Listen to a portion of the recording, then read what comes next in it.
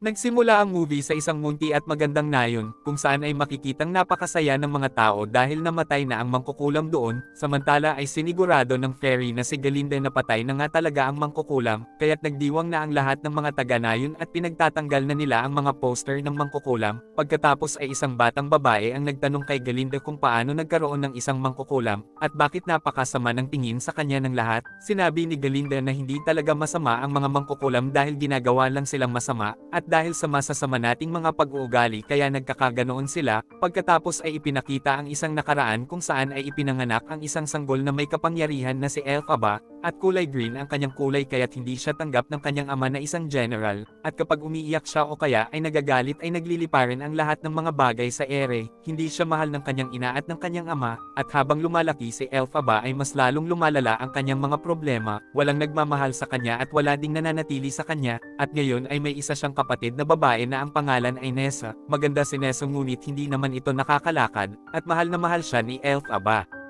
Isang araw habang kinukwentuhan ni Elphaba si Nessa ay pinagtatawanan at hinaharot siya ng mga bata, kaya't nang magalit siya ay pinalutang niya ang mga bato sa lupa at ibinato niya ito sa mga bata, at nang malaman ng general ang kanyang ginawa ay sobrang nagalit ito sa kanya, at pagkatapos ay kinuha nito si Nessa at iniwang mag-isa si Elphaba. At sa kasalukuyan ay ipinakita ulit si Galinda at ang mga taga-nayon, kung saan ay ginawa nila ng isang napakalaking estatwa ang mangkukulam at sinunog ito ni Galinda. Pagkatapos ay sinabi ng isang babae kay Galinda na di ba kaibigan mo si Elphaba? Ngunit itinanggi ito ni Galinda at sinabing nagkakilala lang kami sa eskwelahan. Pagkatapos ay ipinakita ulit ang isang nakaraan nung nag-aaral pa si Galinda sa Shees University at nandoon din si Elphaba. Nandoon lang si Elphaba upang i-enroll si Nessa dahil hindi naman siya pinayagang mag-aral ng kanilang ama. Samantala dahil anak ng general ay gustong ihatid si Nessa ng nanlait na isang teacher kay Elphaba, pinigilan ni Elphaba ang teacher ngunit hindi pa din siya pinakinggan nito, kaya't nagalit si Elphaba, at pinahinto niya ang wheelchair ni Nessa. At pagkatapos ay naghagisan ang lahat ng mga bagay doon, nakita ng Dean at ng lahat ang kapangyarihan ni Elphaba, kaya't nagkunwari ang Dean na siya ang nagmagic upang hindi saktan, at hindi sumama ang tingin ng lahat kay Elphaba.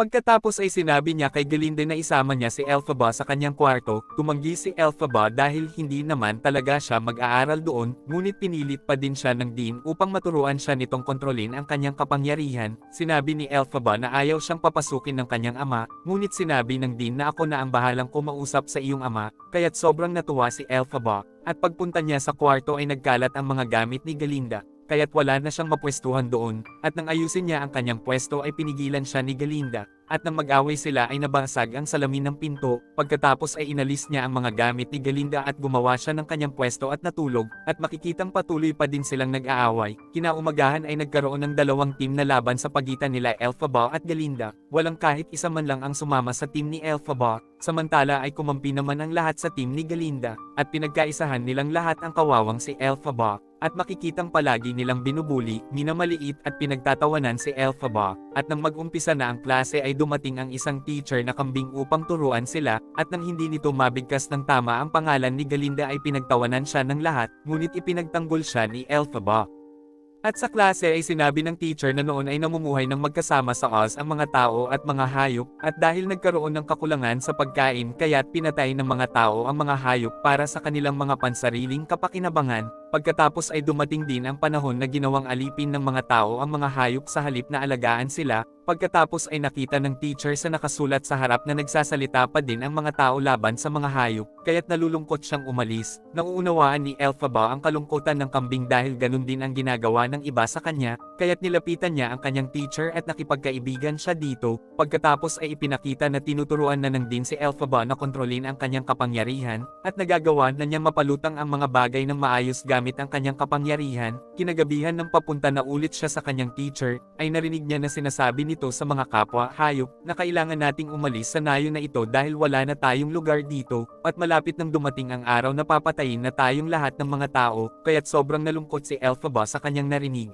at nang papaalis na siya ay pinapasok siya ng kanyang teacher sa loob. Mahal na mahal siya ng kanyang teacher kaya't nangako siya dito at sinabing tutulungan ko kayo upang mabawi niyo ang inyong mga karapatan.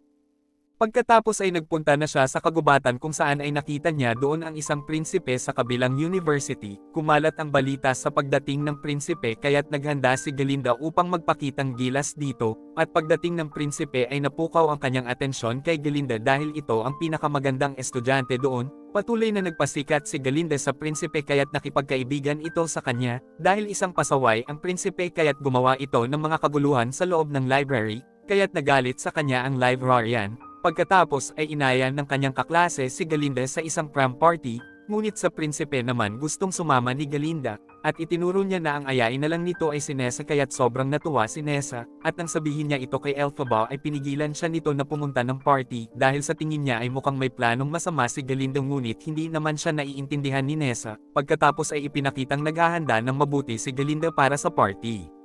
At nakita ng isang kaibigan ni Galinda ang isang tila balanggot ng mangkukulam na pag-aari ng lola ni Galinda, at ibinigay niya ito kay Elphaba upang mapahiya ito sa party mamaya. Walang kaalam-alam si Elphaba sa plano ni Galinda, at sa halip ay natuwa pa siya kay Galinda dahil nalaman niya na may lugar pa din pala siya sa puso nito, at sa party ay masayang-masaya si Nessa, ganun din si Galinda habang kasama niya ang prinsipe. Pagkatapos ay dumating na si Elphaba habang suot-suot ang balanggot na ibinigay ni Galinda sa kanya, at nilait at pinagtawanan siya ng lahat nang makita ang kanyang kakaibang itsura, kaya't tinaggal niya ang balanggot at inilagay niya ito sa sahig. Pagkatapos ay nagsayaw na lang siya ng mag-isa dahil wala namang gustong sumama sa kanya, at nagtawanan ang lahat nang makita ang napaka-weird niyang pagsasayaw, at nang makonsensya si Galinda sa kanyang ginawa kaya't sinamahan at ginaya niya ang sayaw ni Elphaba, at dahil dito ay napagtanto na din ng lahat ang kanilang ginawang pagkakamali, at ginaya na din nila ang sayaw ni Elphaba, at dahil kay Galinda ay natutunan na din siyang tanggapin ng lahat, kaya't nawala na din ang lahat ng sama ng loob niya kay Galinda,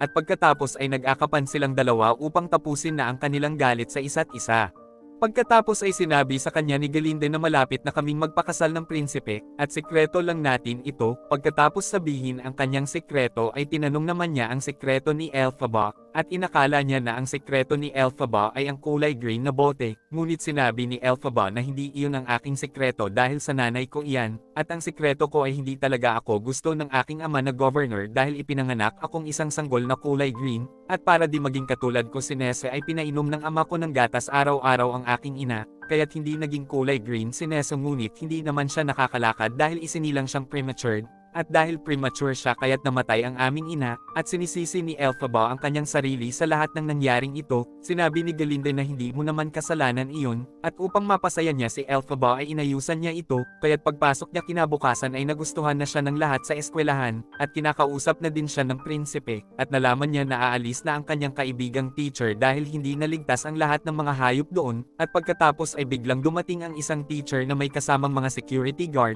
at sa pilitang pinalayas nito ang teacher na kambing.